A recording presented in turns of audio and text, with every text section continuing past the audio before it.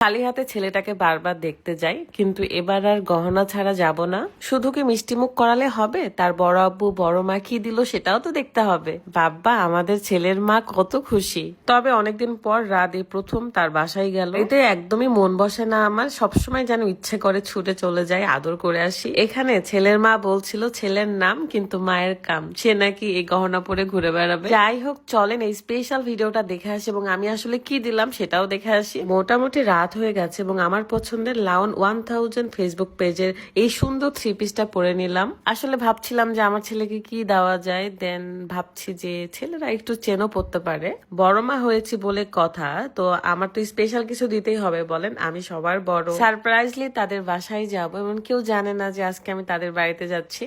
দেন পরে আবার সারপ্রাইজ ভাবে রাতও আসে। আসলে আগে থেকে তেমন কোনো প্ল্যানও ছিল না যে আসলে আমি কি দিব না দিব।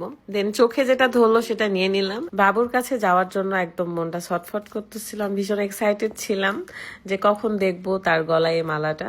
আর ফাইনালি আমি এই মালাটা নিয়ে নিয়েছি। আমি সবসময় দুষ্টামি করি অ্যান্ড ঘরের সামনে গিয়ে অনেকবার কলিং বেল বাজাইছি, তারপরে এসে খুলে দিয়েছে। দেন বাচ্চাকে কোলে নিলাম, বাবুকে নিয়ে পুরো বাসা আমি ঘুরে বেড়াচ্ছিলাম। আর দেখলাম নতুন একটা দোলনা নিয়েছে তারা, মানে এটা এখনো সেট আপ দেওয়া হয়নি, সেট আপ দিলে অনেক ভালো লাগবে।